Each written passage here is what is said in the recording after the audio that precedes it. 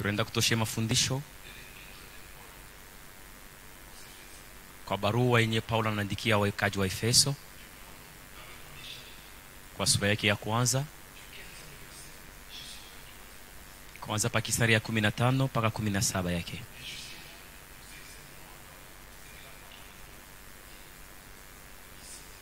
Na kufika hapa hivi tunaenda kabisa kufikiri kwa kile mtume anasema katika sura yake ya 17.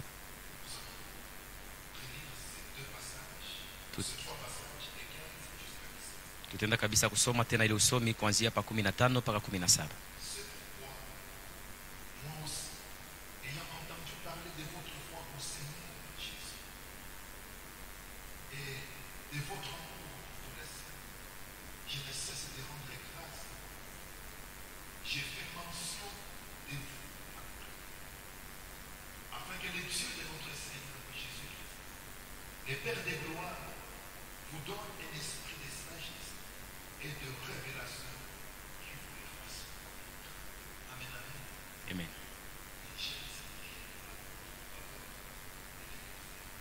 Napenda kabisa malombi ya mtume wakati anaombea kanisa Efeso. Katika maombi yake anasema na Mungu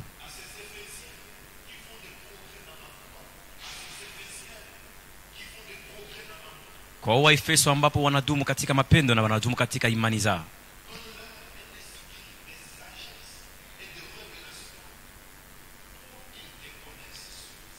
Wapatie moyo ya hekima na ya ufunulivu hivi wakujue tena kabisa. Na ufahamu banajulisha inakuwa ufahamu wa Mungu. Mtume Paulo katika kifungo ambapo alijikuta anatamani kusema wa Kristo wa Efeso wawe na ufahamu mzuri kabisa wa Mungu, wawe na ufahamu wenye kuenea wa Mungu, wamjue kabisa Mungu hivi wajue namna gani wanaweza kumfuata. Na Mungu hakuwa anamjua kwa namna nyingine kama kupitia neno lake. Na nikule tukaanza kusemezea maana ya ufahamu.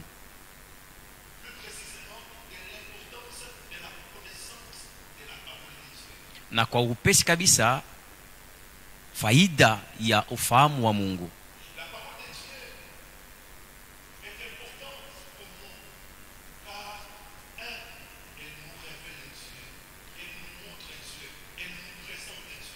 Na neno la Mungu inakuwa ya mafaa kabisa kwa ajili yetu sababu inetujulisha Mungu.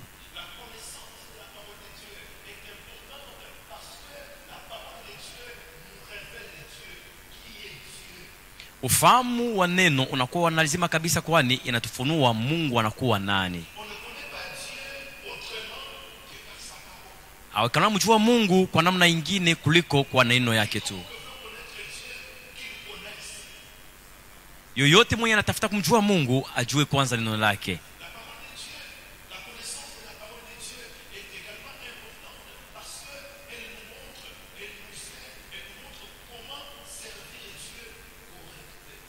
Ufahamu wa neno inakuwa tena mafaa kwa ajili yetu sababu inatuelezea namna yetu tunapaswa kumtumikia Mungu vile napashwa. Tuliitwa kwa kutumika. Tuliokolewa kwa kutumika kazi. Na ni kwa maana tunajiita watumishi na kijakazi. Na tuitwa kutumika kwa namna lolote. Atuitwe kutumika kufuatana na vile tunafikiri peke yetu. Tunaitwa kutumika kwa namna ya Mungu. Tunapaswa kufanya maneno vile Mungu anataka. Na namna kani tunaweza kujua kenye Mungu anataka jua kuweza kumtumikia ni mkwenda kujua neno lake.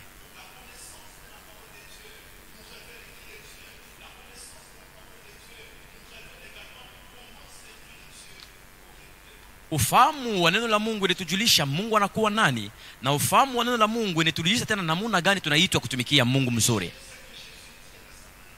Napenda kinye Yesu akasema na mwanamke wa Msamaria.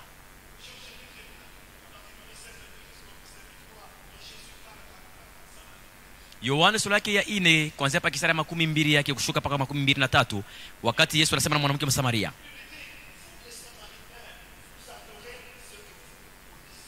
Akamwambia kwamba nyinyi wa Samaria mnaabudu kenye hamjui. Balikuwa naabudu Mungu, balikuwa namtumikia naye Mungu, lakini balikuwa naifanya mbaya.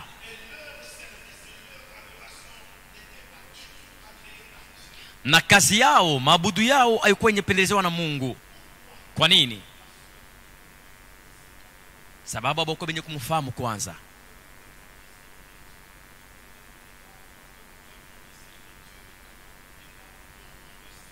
Hauwezi kusema naweza mtumikia Mungu kama ujue Mungu ni nani, na tena hauwezi kujiita kutumikia Mungu kama ujue namna inapaswa kumtumikia Mungu. La connaissance de la parole de Dieu est également importante parce que c'est la parole de Dieu qui nous donne la foi. Na ufahamu wa neno la Mungu inakuwa ya mafaa kabisa, sababu ni yayo ufahamu inatupatia imani.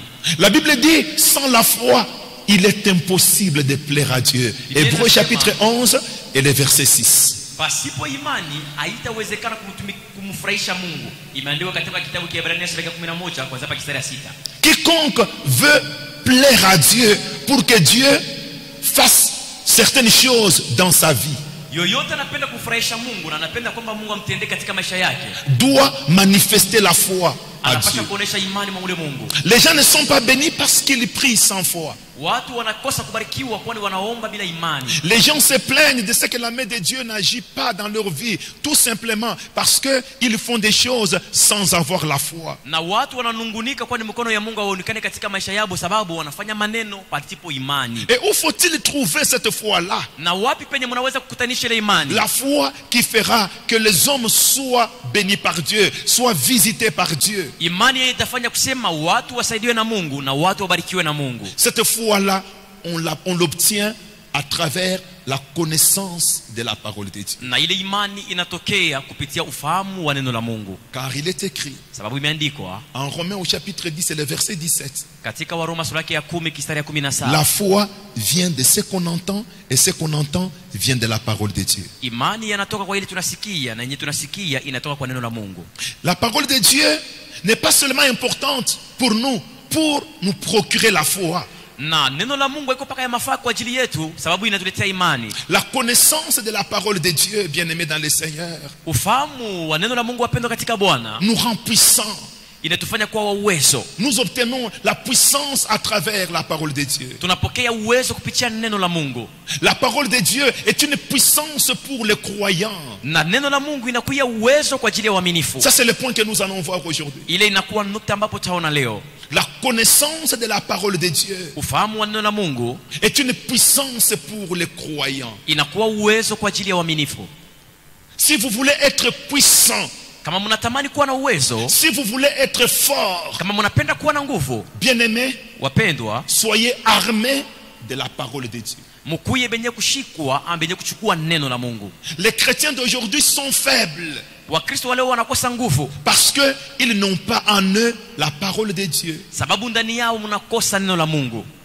Les chrétiens d'aujourd'hui sont torturés même dans un petit sommeil, une petite sieste pendant la journée. Les chrétiens sont torturés par des esprits impurs. Wakristo wa leo wanasumbuka hata wakati yabo kidogo tu wanakata kukamata ya mapumziko, wanasumbuka na mampepo. Non seulement dans un sommeil profond pendant la nuit, Hapana pa katika usiku ama usingizi kubwa, dans un petit sommeil, dans une petite sieste, après avoir mangé à 12h ou à 13h, un homme qui se dit chrétien va dans son lit pour se reposer et vous l'entendez en train de pousser des cris. Il est en train de gémir dans son lit et finalement quand il se réveille, il vous explique: mais j'ai senti quelqu'un qui était en train de m'étouffer, il me pressait sur la gorge, j'étais en train de crier, je n'arrivais pas à sortir la voix. hata wakati akaisha kumaliza tu chakula yake anapenda kwenda kupumzika, na mwili wakati mapumziko kidogo anasikia kwamba wanamfinya pashingo na anatoka na kuwa sema makelele makubwa kabisa, sema bwana nifinya pashingo wakati nilikuwa napumzika. Non seulement pendant la nuit, bien-aimé, mais pendant la journée. Hapana paka katikati ya usiku, lakini hata katika uchana. Quelqu'un qui somnole un peu dans sa chaise. Mmoja mwenye kusinzia kidogo kutoka katika kiti yake. Et vous voyez comment est-ce que la personne est en train de se débattre. Na unaona namuna kani mmoja anapigana. Et quelques instants après, La personne vous dit, mais on était en train de m'étrangler. Quelqu'un était en train de m'étrangler. J'étais en train de crier. J'ai cherché à crier au nom de Jésus, au nom de Jésus. La voix ne sortait même pas. Na wakati natoka ukamuuliza kwambia kwamba mmoja alikuwa ananifinya pashingo kwa ajili ya nyuu, nilikuwa natafuta kulalamika kwa jina la Yesu, lakini sauti ilikuwa inatoka. Tout simplement Na ile yote kwa bure tu parce que les chrétiens d'aujourd'hui ne sont pas forts. Wakristo wanakosa nguvu. Amen, amen. Dieu nous appelle à la force. Mungu anatuita kwa nguvu. Et réellement, nous avons besoin de la force parce que le monde dans lequel nous vivons, bien-aimés dans le Seigneur, le monde dans lequel nous vivons, ce n'est pas un monde dans lequel nous sommes en paix. C'est un monde dans lequel nous sommes en guerre contre Satan. Na kwa ukweli tuna lazima ya kuwa na uwezo, sababu dunia ama ulimwengu ambapo tunaishi inakuwa ulimwengu ambapo mna nguvu kabisa, mna uwezo ya giza kabisa na kumaisha mashetani. C'est un monde dans lequel Satan nous tente tous les jours. C'est un monde dans lequel Satan nous piège tous les jours. Et pour résister aux pièges de Satan, pour résister aux tentations de Satan, il vous faut être fort. Na ninakuwa mdunia ambapo shetani anatupima kila wakati. Ni mdunia ambapo wanatekea misiba kila wakati, lakini tunahitaji kuwa na nguvu kwa kuweza kushindana nayo. Combien de gens disent, watu ngapi wanasema, pasteur, je ne sais pas comment cela est arrivé. Je me suis trouvé directement dans les péchés. Je me suis retrouvé comme cela, pasteur. Je ne sais pas comment cela est arrivé. Wangapi wanasema, mchungaji, sijui namna kanifikia. Nikashutuka tu nimejikutanisha katika dhambi, lakini sijui namna kanifikia. Mais comment est-ce que tu t'es retrouvé? Comment est-ce que tu n'as pas pu résister à la tentation? Pourquoi tu n'avais pas de force? Namna ukajikutanisha mle ndani, na namna ukakosa nguvu ya kuweza kushindana nayo na unajikuta kule. Satan ne fuira pas loin de toi tout simplement parce que tu viens à l'église. Satan ne fuira pas loin de toi tout simplement parce que tu prononces le nom de Jésus. Satan viendra toujours te tenter. Mais c'est la force en toi, la puissance de Dieu en toi qui fera que Satan échouera pour t'entraîner dans ses pièges. Shetani hawezi kusonga mbali na wewe sababu tu unakuwa karibu, unakuwa kumisa. Hawezi kwenda mbali na wewe sababu tunataka jina la Yesu. Atakuwa kukupima, lakini kama anakuta uwezo ndani yako itamshindisha kwa kukomanisha. Si Joseph a résisté devant la femme de Potiphar qui cherchait à l'entraîner dans le péché, na kama Yusufu aliweza kushindana na mke wa Potifar mwenye alipenda kumkokota katika dhambi, mais c'est la force qui était en lui. Ilikuwa ni nguvu ambapo ilikuwa ndani mwake. C'est la puissance qui était en lui. Ilikuwa ni uwezo yenye ilikuwa kati yake. C'est cette force là qui l'a maîtrisé pour qu'il ne pêche pas. Ni ile uwezo ambapo ikamshika kabisa hivi asikanguke katika dhambi. Amen, amen. Et que dire des combats que Satan mène contre nous tous les jours? Sasa mara ngapi tunaweza kusema kama vita ambapo shetani anatupiganisha kila siku. L'apôtre Paul, écrivant toujours aux Éphésiens dans ce même livre, au chapitre 6, il leur dit, vous n'avez pas à combattre contre la chair ni contre le sang.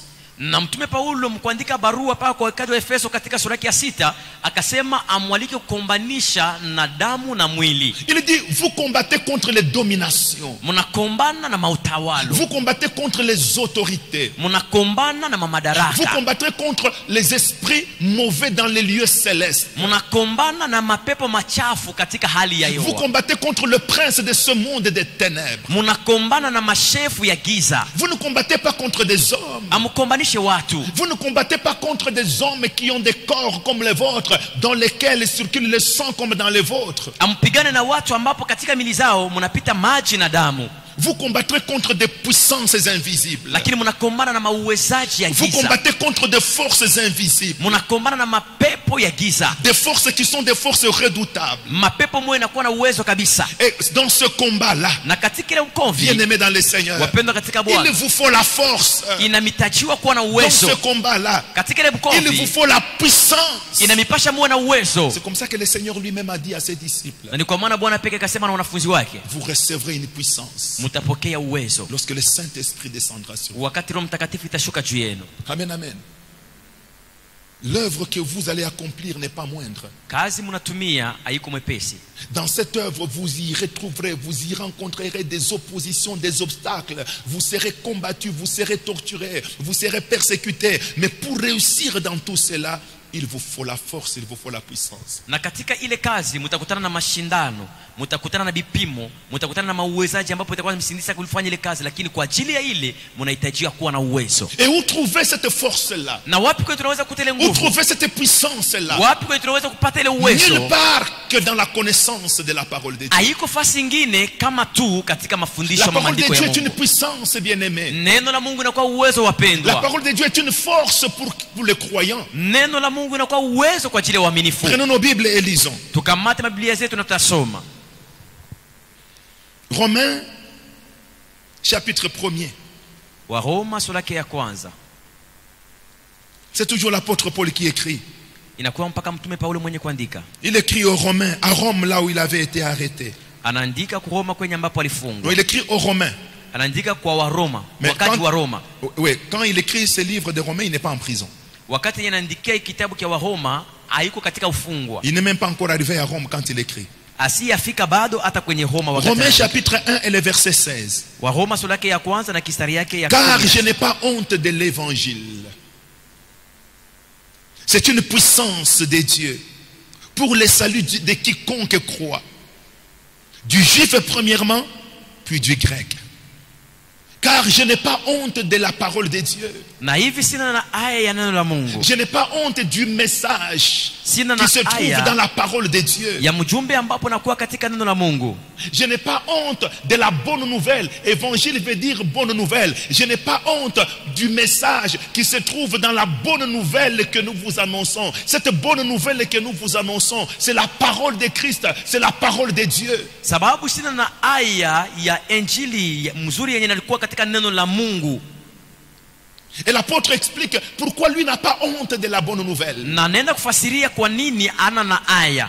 Il dit pourquoi est-ce qu'il n'a pas honte de la parole de Dieu. Anasema kwa nini asikose aya kuendelea Je neno n'ai la pas Mungu. honte de la parole de Dieu parce que la parole de Dieu est une puissance pour quiconque croit. Sina na Pour le salut aya de quiconque croit. ya neno la Mungu sababu yanakuwa ni uwezo kwa yoyote mwenye anaamini. Nous avons honte d'acheter une Bible. Na sisi tunasikia aya kwa kuuza Biblia. Nous avons honte de nous promener avec une Bible. Tunasikia aya kwa kwenda kutembea pamoja na Nous Biblia. avons honte que les gens apprennent que nous avons une Bible. Tunasikia aya watu wakajua ya kwamba tunakuwa na Biblia. Nous avons honte que les gens nous voient avec une Bible sur la route. Tunakuwa na aya kwa tuona pamoja na Biblia katika Il y a des njia. gens qui cachent leur Bible, qui Kuna ne watu- veulent pas qu'on sache qu'ils sont en train d'aller à l'église. Kuna watu wanaficha mabiblia zao sababu wapendi watu wavumbue ya kwamba wanaenda katika kanisani. L'apôtre Paul n'avait pas honte de la parole de Dieu. Mtume Paulo hakukuwa na aya ya Il neno la n'avait pas Mungu. honte d'annoncer l'évangile. Hakukuwa na aya kuweza kutangaza injili. Parce qu'il savait la chose qu'il y avait là-dedans. Sababu alijua kitu ambapo kilikuwa ndani. Il connaissait ce qu'il avait trouvé là-dedans. Alikuwa mwenye kujua kile alikuta ndani yake. Ce qu'il a trouvé là-dedans, il a trouvé là-dedans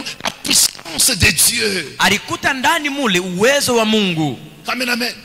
Dans la parole de Dieu, il y a la puissance de Dieu. Katika neno la Mungu mna uwezo wa Mungu. La puissance de la guérison ne se trouve pas ailleurs. La puissance de la guérison, elle se trouve dans les paroles de Dieu. Na uwezo wa matunzo haiko fasi nyingine, uwezo wa matunzo unakuwa katika neno la Mungu. Amen, amen. La puissance du succès ne se trouve pas ailleurs. Elle se trouve dans la parole de Dieu. Na uwezo wa maendeleo hayuko fasi nyingine, unajikutanisha katika neno wa Mungu. La puissance pour réussir, la force pour réussir, le secret pour réussir ne se trouve pas ailleurs. Ça ne se trouve que dans la parole de Dieu. Uwezo wa kuweza nayo hauko fasi nyingine, unakuwa katika tu neno la Mungu. La puissance, la force pour lutter contre Satan, pour lutter contre les forces de Satan, pour lutter contre la sorcellerie qui effraie les gens. Beaucoup de gens ont peur de la sorcellerie, mais pour vaincre la sorcellerie, bien-aimé, cherchez la puissance. Et cette puissance ne se trouve nulle part, elle est dans la parole de Dieu. Uwezo wa kushindana na shetani, uwezo wa kushindana na mapepo, uwezo wa kushindana na ulozi ambapo watu wengi wanaogopa kabisa, yale uwezo unaikutanisha katika tu neno la Mungu. Amen, amen. Bien-aimé, voici ce qui prouve que c'est dans la parole de Dieu que se trouve la puissance. Wapendwa, tazameni kwenye kunaonesha ya kwamba neno la Mungu mnakuwa uwezo ndani. Jean chapitre 1er. Yohana sura ya kwanza. Lisons à partir de 1 jusqu'à 3. Tusome kuanzia kisari yake ya kwanza Mais ce mpaka qui ya nous tatu. intéresse se trouve dans le verset 3. Kile kinakukuta angalisho yetu inakuwa katika sura ya tatu. Au commencement était la parole. Et la parole était avec Dieu. Et la parole était Dieu. Verset 2, elle était au commencement avec Dieu. Verset 3, écoutez, tout a été fait par elle. Tout a été fait par cette parole. Et rien de ce qui a été fait n'a été fait sans elle. Alléluia. Amen. Amen, amen.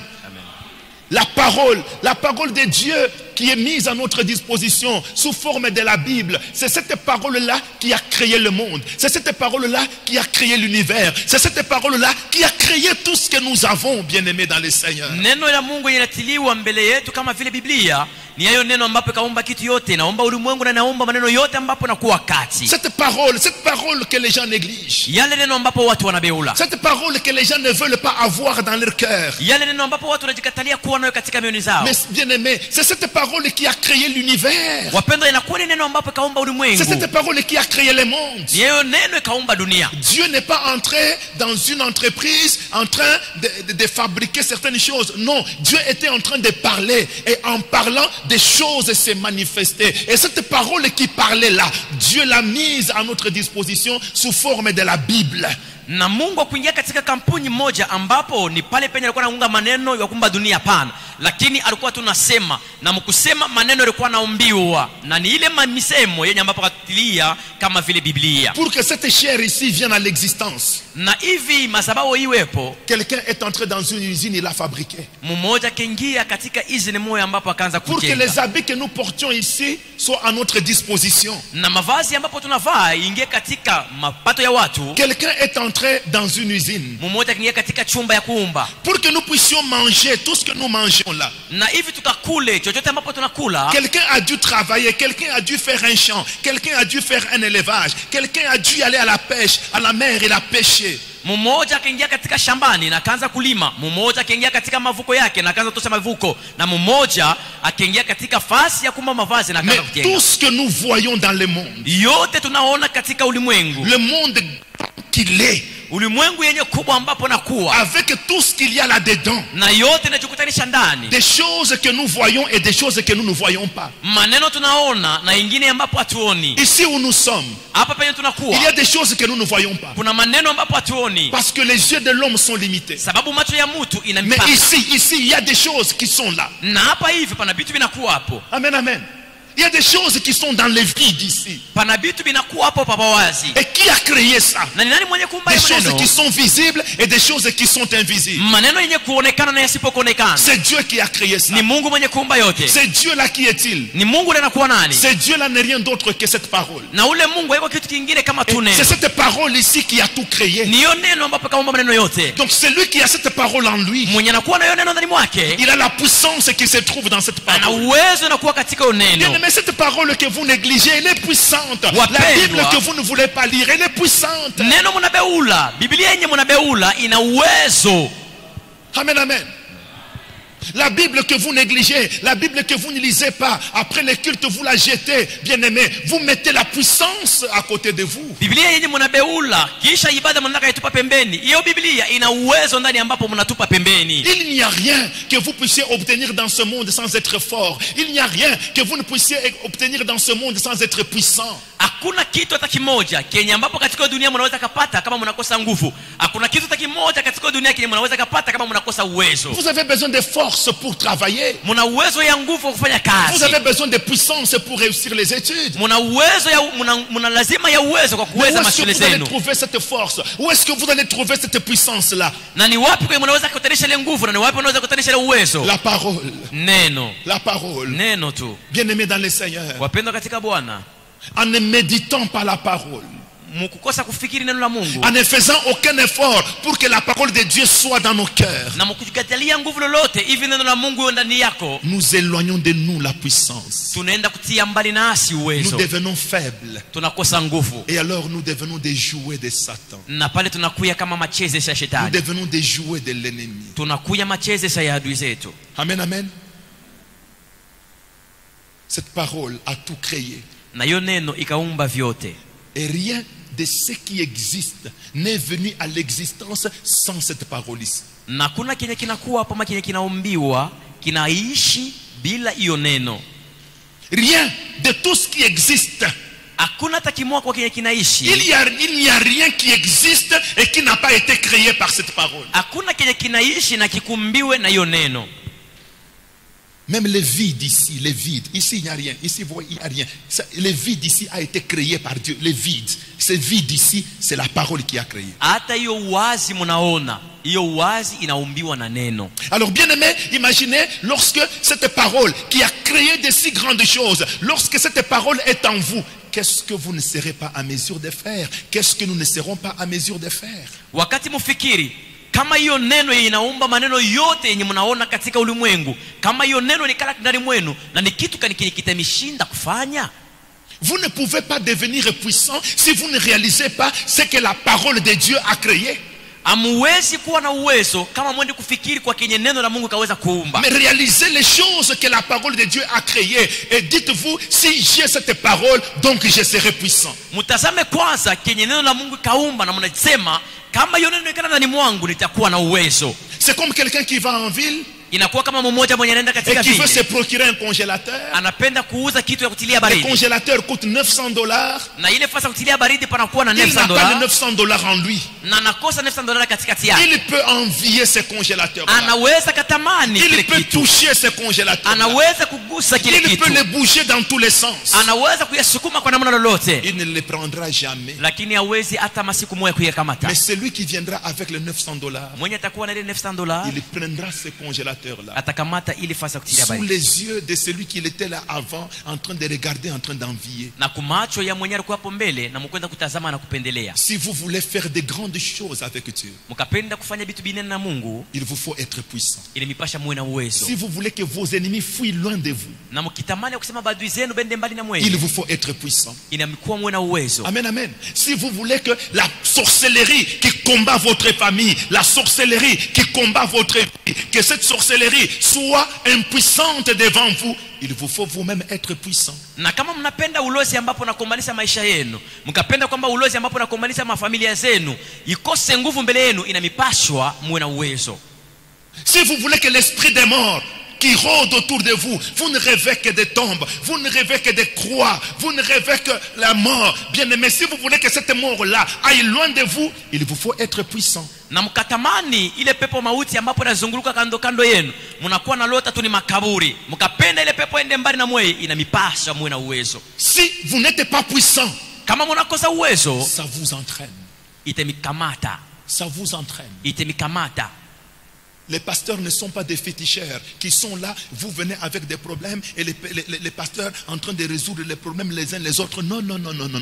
Dieu n'a pas établi les choses comme cela. Dieu a mis à la disposition de l'église la puissance pour que chacun dans l'église s'en serve.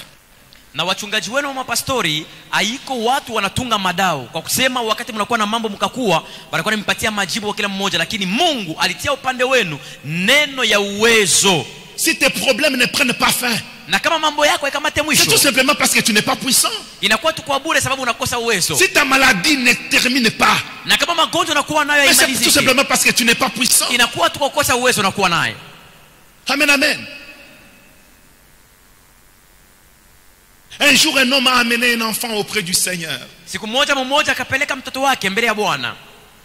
Il s'est plaint, il a accusé les disciples. Akaanza kujililia na mkwenda kuchongea wanafunzi. Il dit, maître, Akasema, mwalimu, mais j'ai amené cet enfant ici devant tes serviteurs. nikaleta mtoto mbele ya watumishi wako. Je l'ai amené auprès d'eux. Nikamleta mbele yao. Je leur ai dit qu'il est malade. Nikawaambia ya kwamba ni mgonjwa. Il tombe parfois dans le feu, il Zaidi. tombe parfois dans l'eau. Samua anaanguka katika moto, Samua anaanguka katika maji. Et si je ne suis pas là, il peut mourir. Na kama sipo anaweza kafariki. Je l'ai amené auprès de tes disciples. Nikampeleka mbele ya wanafunzi wako. Le Seigneur regarde les disciples et dit, gens de peu de foi. Na Bwana akatazama wanafunzi na kusema watu wa imani kidogo.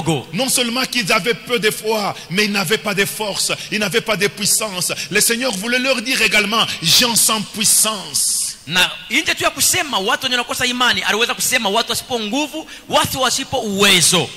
Si tu ne cherches pas à être puissant, tes problèmes ne se termineront pas. Na kama utafuti kwa kuwa na uwezo, mambo yako haiwezi kumalizika. Si tu ne cherches pas à être fort, tes problèmes demeureront. Les années dans ta vie se ressembleront.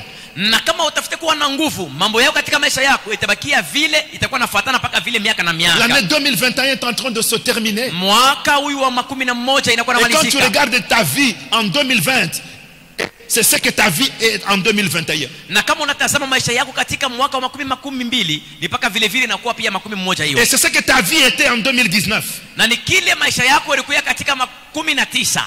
Et quand tu la compares à ce qu'elle était en 2015, ukayafananisha kwa ile ilikuwa kwa 15. en 2015 ta vie était encore agréable. Kwa 15 maisha yako ilikuwa na tengamana yako. Mais aujourd'hui rien ne marche plus dans ta vie. Lakini leo hakuna kinatembea katika maisha yako. Parce que tu n'as pas de puissance. Sababu unakosa uwezo. Parce que tu n'as pas de force. Sababu unakosa nguvu. J'ai parlé des gens qui se plaignent. On m'a torturé toute la nuit. J'ai senti quelqu'un qui m'a bloqué à la gorge, quelqu'un qui m'étouffait. Nilikuwa nikasemezea watu ambapo walikuwa wanajilia kusema nikateseka usiku wote uzima na watu walikuwa wananivinya shingoni. Moi je me souviens une fois. Na mimi pia nikakumbuka siku moja. 1999. Kwa 1999. Je vous raconte une histoire vraie. Na niambia hadithi yenye inakuwa ukweli. Je ne mens pas au nom de notre Seigneur Jésus. Sikosi kwa jina ya Bwana wetu. À l'époque j'habite Kamina. Ili wakati naishi Kamina. Je viens à Lubumbashi pour travailler. Nikakuja hapa kijini Lubumbashi kwa kutumika. Je me loge dans un hôtel qui a été déjà détruit, l'hôtel Macris, sur l'avenue Mouero, en face du magasin UAC. Nenda kuikala katika chumba ya wageni yenye manisha kupomona pembeni na IAC. Pendant la nuit, usiku j'ai fait un rêve. Nikafanya ndoto. Ce n'était pas un rêve, c'était une vision. Haikukuwa ndoto lakini ilikuwa onyo. Parce que j'avais perdu un peu de sommeil. Sababu nikaenda kupotesha kwa usingizi kidogo. Mais fatigué, j'étais encore dans mon lit, il faisait nuit. Lakini mwenye kuchoka nilikuwa kitandani mwangu, ilikuwa usiku. Je vois la porte qui s'ouvre. Nikaona mlango kufunguka. Je vois un homme qui entre. Naona mmoja kuingia mtu. Il est complètement nu. Il n'a aucun habit sur lui. Alikuwa bila vazi. Il a une grande baïonnette dans sa main. Un grand couteau dans sa main. Alikuwa na kisu kikubwa kabisa mkononi mwake. Et moi je reste étendu sur mon lit en train de le regarder. Na mimi nikabakia kitandani mwangu niko namtazama tu. Il s'approche. Akakaribia. Il prend son grand couteau là. Anakamata kisu yake kubwa hiyo. Tranchant de part et d'autre. Kirefu paka vile ngambo na ngambo kia makali. Très pointu. Ilikuwa na chongo kubwa. Il pose le couteau là. Akatia ile kisu yake hapa hivi. Il cherche à enfoncer le couteau et à me couper la gorge. Na anakuwa napenda kusukuma kisu yake kabisa na hivi akate kingo. Je suis en train de le regarder. Nikuto namtazama. Je ne dis pas au nom de Jésus. Na shiseme mchina la Yesu. Je suis en train de le regarder. Namtazama tu bure. Il enfonce son couteau. Anapima kuingiza kisu yake. Le couteau n'entre pas. Lakini kisu akiingie. Il essaye d'appuyer. Anapima tena kupika na nguvu. Le couteau n'entre pas. Kisu yake aingie. Il pose sa jambe gauche sur le lit. Akatia mkuu yake ya shoto pa Sur kitanda. le lit. Alors il s'appuie maintenant sur le couteau en train de l'enfoncer. Anakuwa na vinya kisu yake na mwili yote kusema kiingie. Le couteau n'entre pas. Lakini kisu aingie. Le couteau n'entre pas. Le couteau n'entre pas, je vous dis. Kisu akiingie na mielezea ukweli. Il se retire. Akajikokota. Il me regarde. Na akanitazama. Et il réagit en faisant. Kisha akafanya. Il a tourné le dos. Il a Akageuza ouvert la porte. mgongoni yake. Et il est parti. Anafungua mlango na kaenda. Amen, amen. Amen. Quand la parole de Dieu est en toi, tu deviens fort. Quand la parole de Dieu est en toi, tu deviens puissant. Quand la parole de Dieu est en toi, tu deviens intouchable. Wakati neno la Mungu inakuwa ndani yako, unakuwa na nguvu. Wakati neno la Mungu inakuwa ndani yako, una uwezo. Na wakati neno la Mungu inakuwa ndani yako, hakuna mwenye anaweza kukugusa. Et c'est pourquoi moi je ne cesse de vous dire, quand j'ai prié avant de dormir, avant d'aller dans mon lit, quel que soit ce qui arrive pendant la nuit, je dors, je dors. Na ni kwa maana siache kumiambia ya kwamba nikesha kuomba mbele mimi kulala. Kingawa chochote kinaweza kafika usiku na lala usingizi. Amen, amen. Soyez puissants, bien-aimés. Et l'unique manière de devenir puissant, l'unique manière pour être puissant, c'est avoir cette parole dans son cœur. Muwe na uwezo wapendwa, muwe na uwezo, na namna moja tu ya kuwa na uwezo ni kuwa na neno la Mungu moyoni mwenu. C'est l'habitude de venir à l'église en train de regarder les pasteurs en train de prêcher. C'est cette habitude-là de venir à l'église pour offrir et partir. C'est cette habitude-là de venir à l'église pour chanter et danser. Non, mwache ile zoezi ya kuwa kanisani kwa kutazama mchungaji wakati anahubiri. Mwache ile zoezi ya kuwa kanisani kwa kuwa natoa sadaka yenu na mnarudi. Mwache zoezi ya kuwa kanisani kwa kuimba, kupiga maringa na kwenda. Venez plutôt à l'église, hein?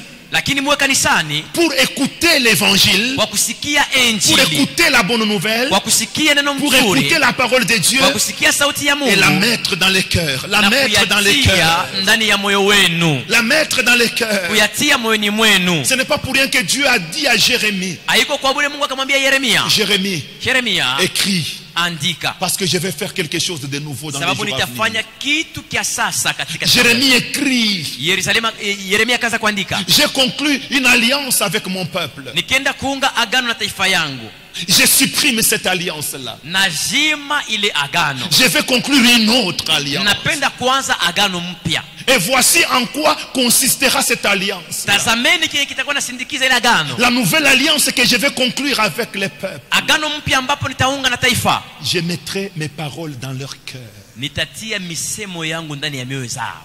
Amen, amen. J'inscrirai mes paroles dans leurs esprits. Nitaandika misemo yangu katika maroho zao. Dans leurs pensées, j'y inscrirai ma parole. Katika mawazo yao nitaenda kuandika neno langu. Jérémie 31, vous lirez à partir du verset 32 jusqu'au verset 33. Yeremia 31, mtasoma kuanzia 33 yake. Voici l'alliance que je conclurai avec mon peuple. Tazameni agano nitaunga na taifa yangu. Je mets fin à l'ancienne alliance. Natia mwisho kwa agano za kale. Dans l'ancienne alliance, Kwa agano za kale, la parole de Dieu était inscrite sur deux tablettes en pierre. na hivi neno la Mungu iliandikiwa katika ile malipande mbili ya majiwe. Quand Moïse est monté à la montagne, Wakati Musa kapanda mlimani, Dieu lui-même de son propre doigt a écrit sur des tablettes en pierre. na Mungu peke yake kwa kilolo yake akaandika pale majiwe. Et il a donné les deux tables à Moïse. Akaleta ile pande majiwe mbili kwa Musa. Il dit, je te donne ces deux tables. Akasema nakupatia hiyo majiwe mbili. Va enseigner au peuple. Enda kafundisha taifa yake. Mais comme le peuple était incapable de maîtriser Na ce vile qui était taifa écrit, ilikosa nguvu kwa kuweza kugusa ama kushika kile kiliandikiwa. Dieu dit, Jérémie écrit, Na Mungu akasema Yeremia je andika. change d'alliance. Na hivi nabadilisha agano. Ma parole ne restera plus sur des pierres. Neno langu haitabakia tena pa majiwe. Parce que je veux que ce peuple me connaisse. Sababu napenda taifa inifahamu. Parce que je veux que ce peuple soit puissant. Napendelea taifa iwe na uwezo. Parce que je veux que ce peuple soit fort. Napendelea taifa iwe na nguvu. Tant que ma parole reste écrite sur des pierres, Na kama neno langu inabakia tu pa majiwe, ce peuple ne me connaîtra pas. hiyo taifa haitanifahamu. Tant que ma parole reste écrite sur des pierres, Na kama neno inabakia yenye kuandika pa majiwe, c'est-à-dire en dehors du peuple, manake inje taifa, ce peuple ne sera pas fort, ne sera pas puissant. hiyo taifa haitakuwa na nguvu, haitakuwa na uwezo. Jérémie écrit, Yeremia andika, les temps sont en train de venir masiku inakaribia où j'inscrirai mes paroles dans leur cœur. kwenye nitaandika neno langu katika maroho zao. La Bible que tu lis tous les jours, Biblia ambapo nasoma kila siku, la volonté de Dieu, mapenzi ya Mungu c'est que ce que tu lis ni ya kusema kile unasoma aille rester dans ton cœur, ikabakie katika moyoni soit mwako, gravé dans ton cœur. ishikwe ndani ya moyo wako. Et c'est ainsi que tu connaîtras Dieu. Na ni vile utamfahamu Mungu, C'est ainsi que tu seras un homme de foi, une femme de foi. na ni vile utakuwa mwanamume wa imani na Et mwanamke c'est wa ainsi que imani, tu seras un chrétien puissant, une chrétienne puissante. na ni vile utakuwa Mkristo wa uwezo.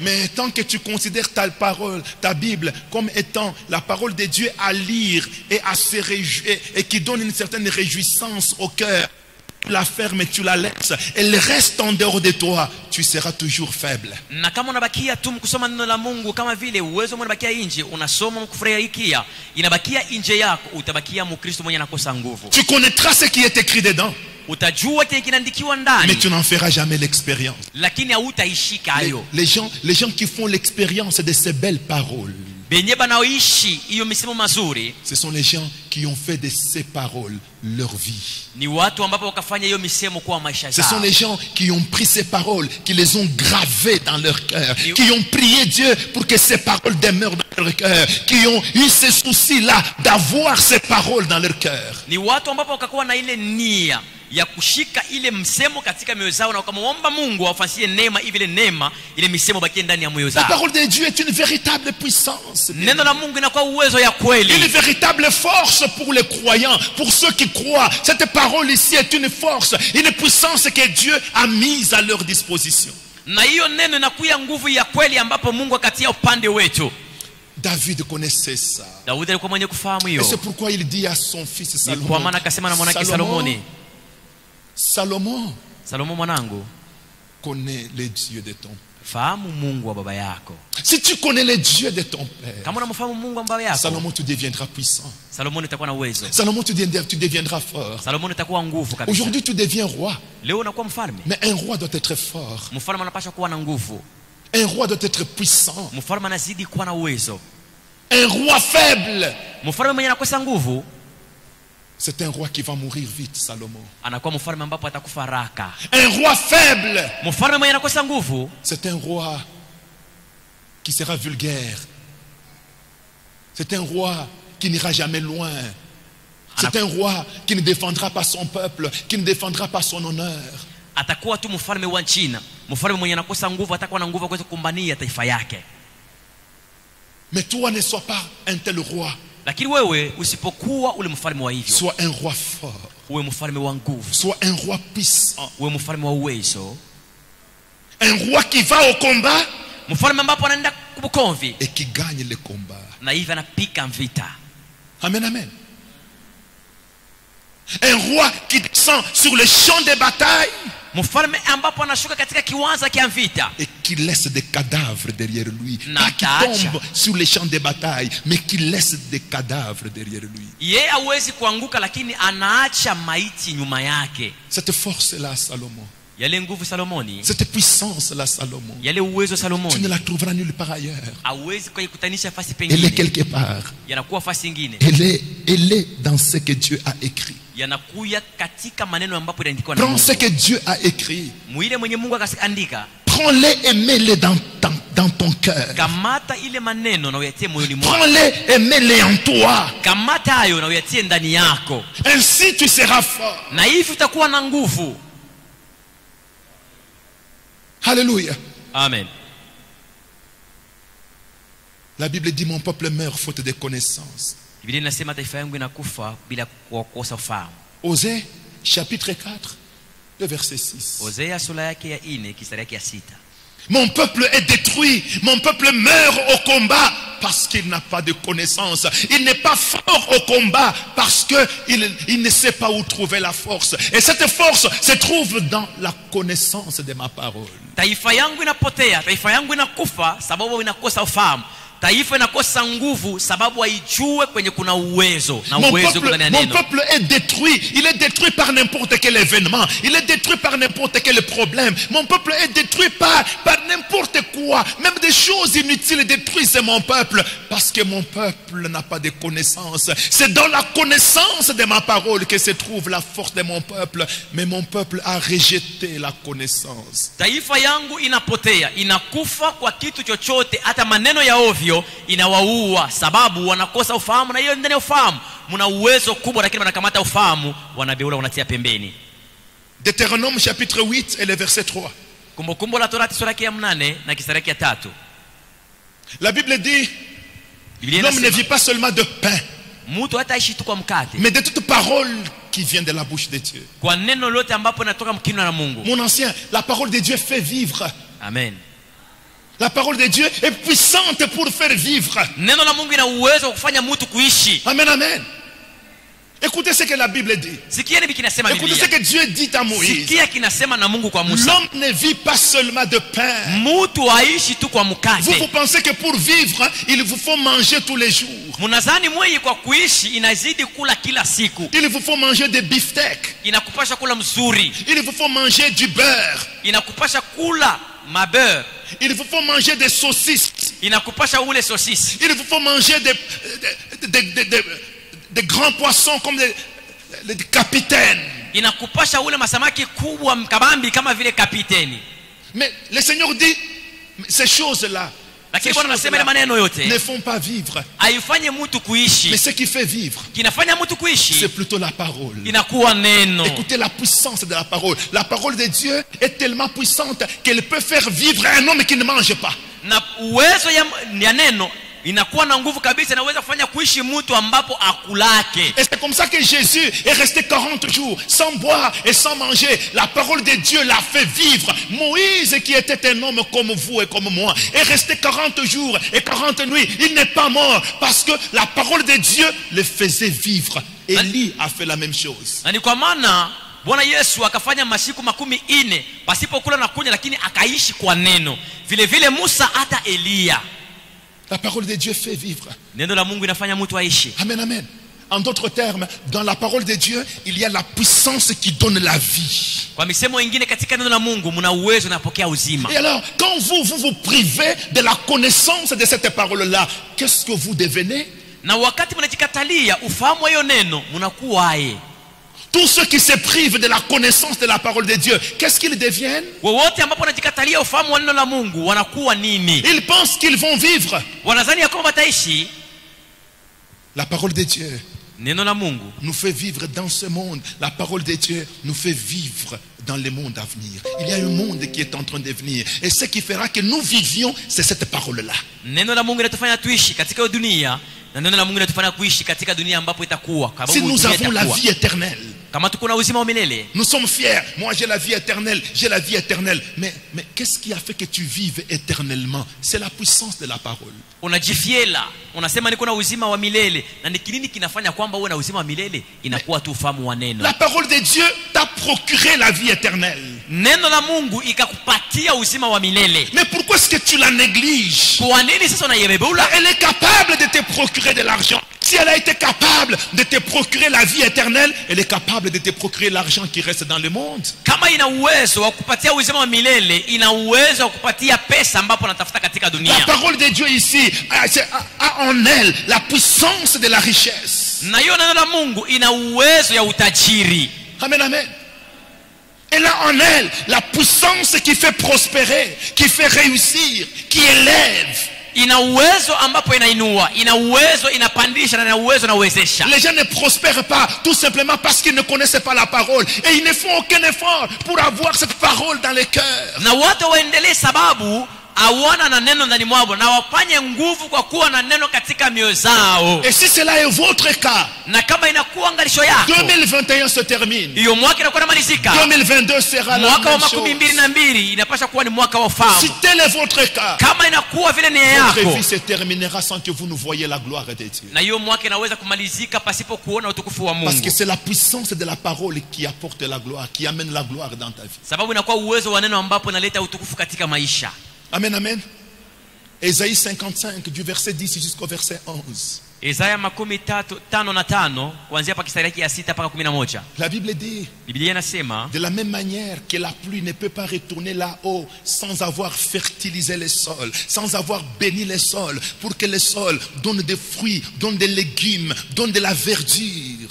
vile vile mvua haiwezi kurudia kwenye inatoka kama hii abariki udongo mkiyapatia afya njema na yanze kuzidisha bitu. Il en est de même de ma parole. Vile vile inakuwa neno langu. Ma parole ne retourne jamais vers moi. La parole que j'ai sortie et qui est consignée dans ce qu'on appelle la Bible, cette parole-là, elle ne peut pas retourner sans accomplir les effets pour lesquels elle a été envoyée. Na hiyo neno yenye ambapo inaandikiwa katika Biblia haiwezi kurudia kwenye Mungu kama hii atenda kenye ilitumiwa. Donc la parole de Dieu, neno la Mungu a la puissance d'accomplir certaines choses. ina uwezo ya kutimiza maneno yengine. C'est pourquoi il est écrit, elle ne retourne pas sans accomplir les effets. Na ni kwa maana inaandikwa kusema haiwezi karudia kama hii atimiza Donc vitu. elle a en elle la puissance d'accomplir quelque chose. Manake ndani yayo ina uwezo wa kutimiza maneno mwa fulani. La parole de Dieu est comme ce grain qui est tombé en terre. Neno la Mungu inakuwa kama vile mbegu yenye inaanguka katika udongo. Quelque temps après, masiku moja kidogo, ce grain-là commence à pousser. On voit une toute petite plante et quelques années plus tard, c'est un arbre géant. Na ile mbegu kaanza kuota. Tukaona kamuti kadogo kanakuwa naota, lakini wingi ya masiku inakuwa ni mti mkubwa. Le grain avait la puissance de la vie. Na kule ile mbegu ilikuwa na uwezo wa uzima.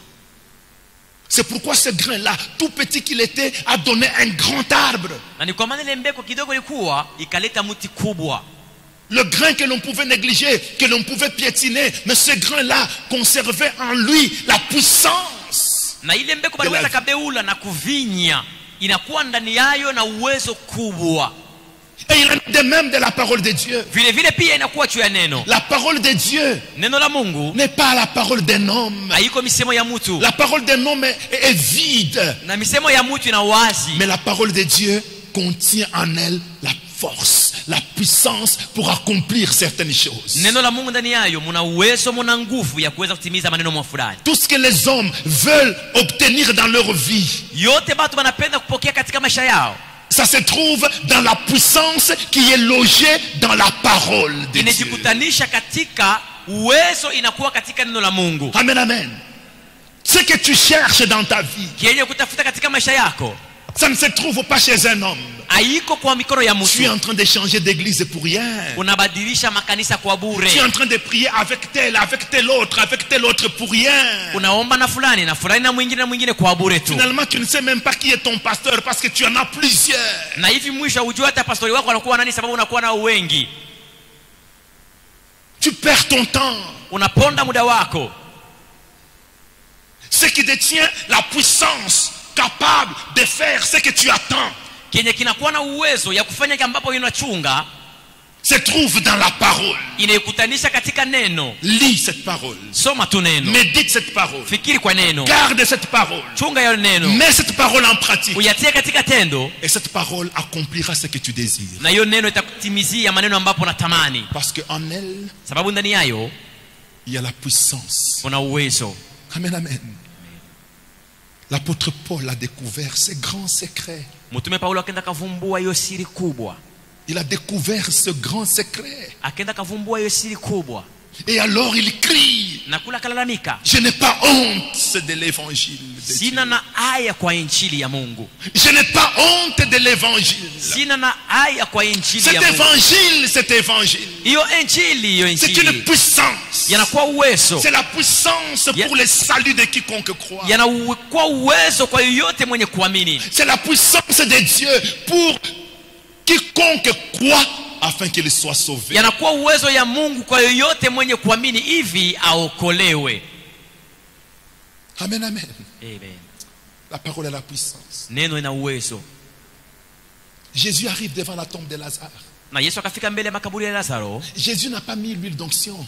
Na Yesu akutia kwa mafuta ya upako. Parce que l'huile d'onction n'a pas de puissance. Sababu mafuta ya upako haiko na uwezo. L'huile d'onction que tu aimes, ile mafuta ya upako yenye unapenda, cette huile d'onction n'a pas de puissance. haiko na uwezo.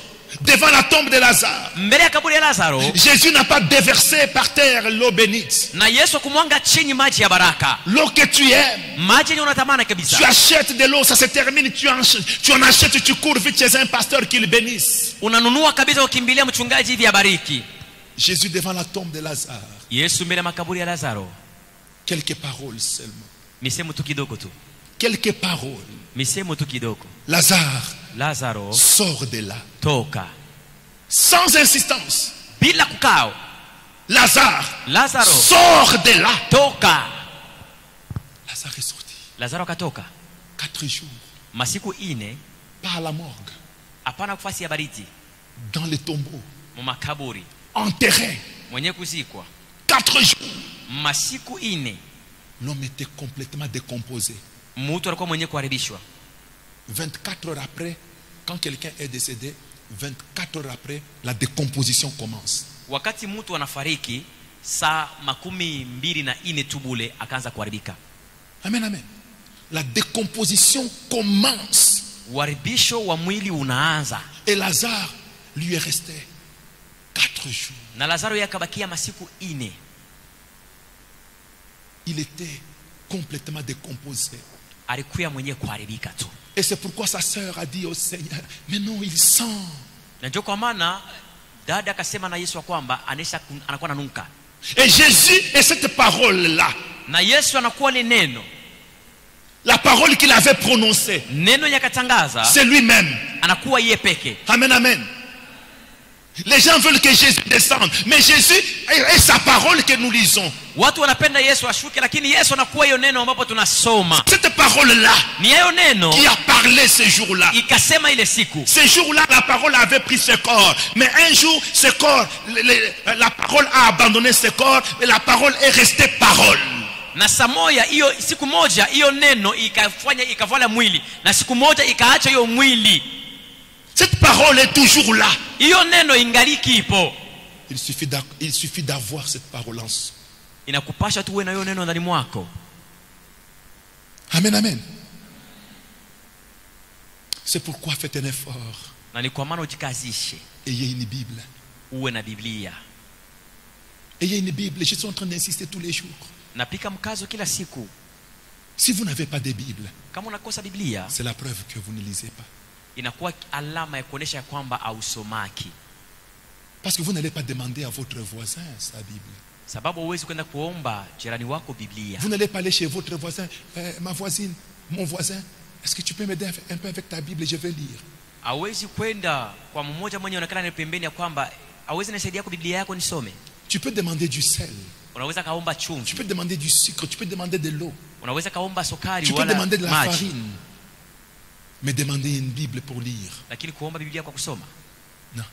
Hapana. Et comme vous n'avez pas de Bible, c'est la preuve que vous ne lisez pas. Na vile mnakosa Biblia inakuwa kionyesho ya kwamba amsomaki. Et puisque vous ne lisez pas, Na vile mko nasoma, je vous dis la conséquence. na miambia matokeo. Vous ne serez jamais puissant. Hamtakuwa na uwezo kamwe. Vous ne serez jamais puissant. Hamtakuwa na uwezo hata siku Et moja. puisque vous ne serez jamais puissant, Na vile mtakuwa na uwezo hata mara moja, la main de Dieu ne sera pas dans votre vie. mkono wa Mungu hauwezi kuwa katika maisha yenu. La gloire de Dieu ne se manifestera pas dans votre vie. Utukufu wa Mungu hautaweza kaonekana katika maisha yenu.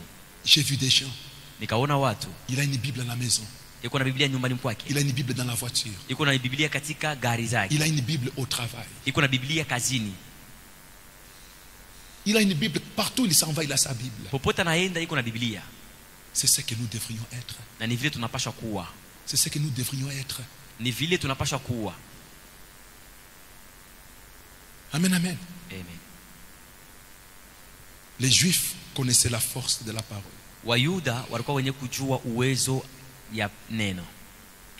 Je vous ai dit Kamiambia que le psaume 33 Zaburi 33 a été écrit dans des conditions que nous ne connaissons pas, mais des conditions qui montrent une grande délivrance que Dieu avait opérée en Israël. iliandikwa katika mahali ambapo hatujue, lakini inamaanisha ufununivu kubwa ambapo Mungu alikaburia Israeli. Israël traversait des moments difficiles. Israeli alikuwa anapitia manyakati za nguvu kabisa. Et la main de Dieu est intervenue. Na mkono wa Mungu kwa kuwasaidia. Israël a été délivré. Israeli akafununiwa.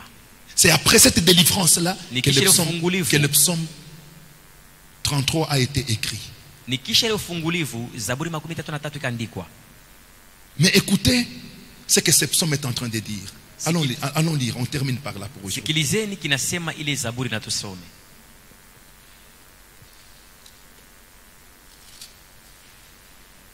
Psaume 33 à partir du verset 6. Les cieux, vous pouvez lire, on va lire jusqu'au verset 9. Hein? Les cieux ont été faits par la parole de l'Éternel. Regardez le ciel, combien il est grand, combien il est immense.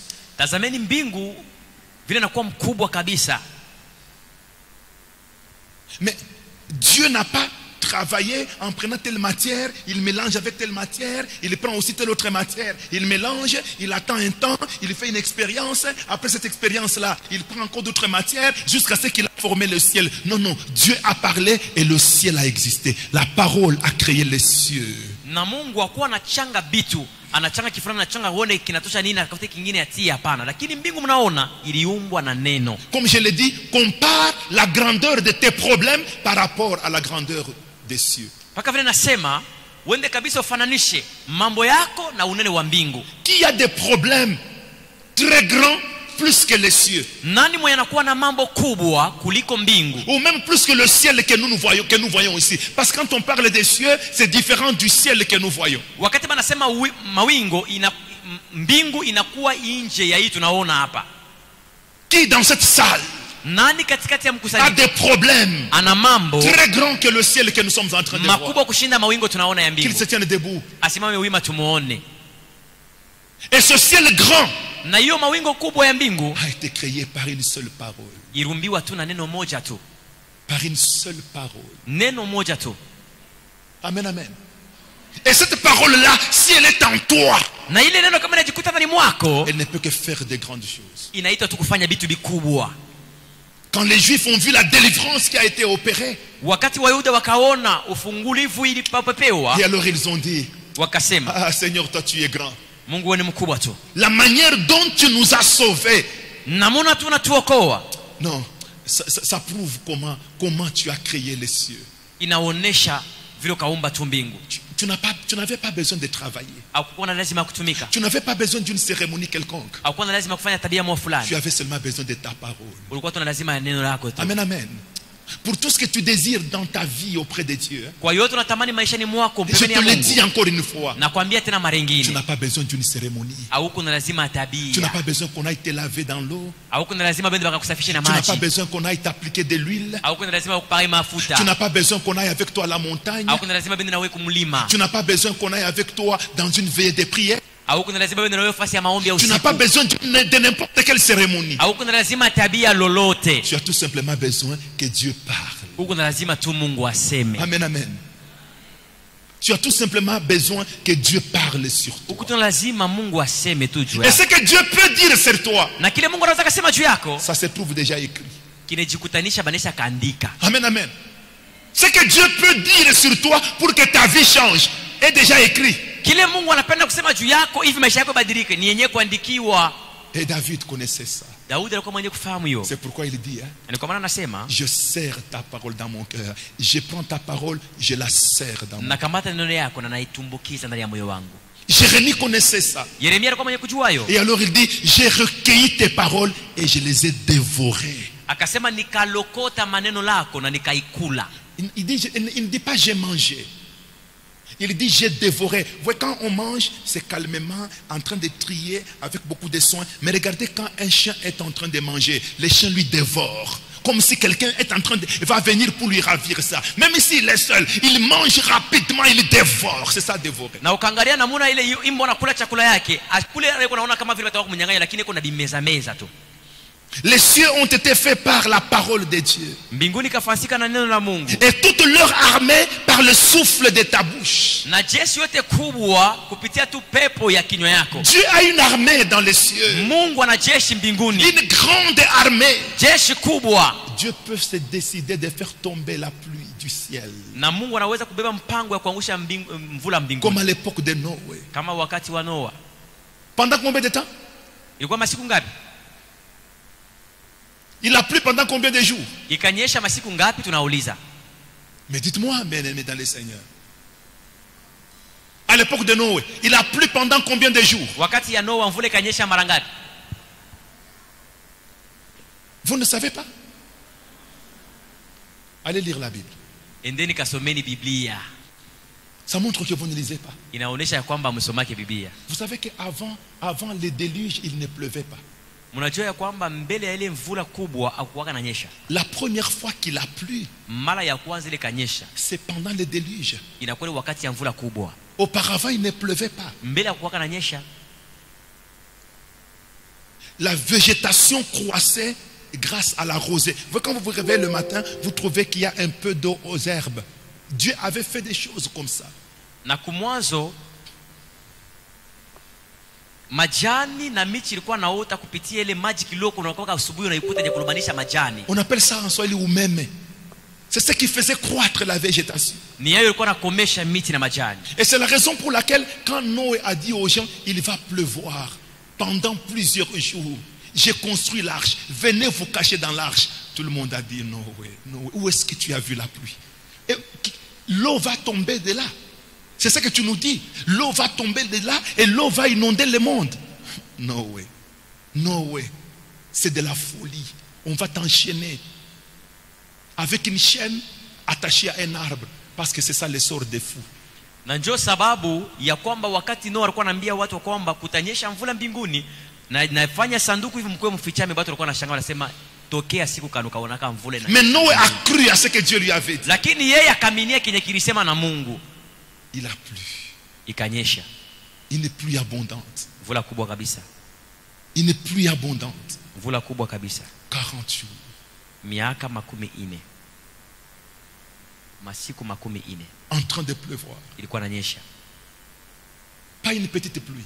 Hapana mvula kidogo. Une forte pluie. Mvula nguvu kabisa. C'est une armée de l'Éternel. Inakuwa jeshi wa milele. Dieu a utilisé la pluie comme son armée pour détruire. Mungu akatumia mvula kama jeshi yake hivi bomoe. Amen, amen.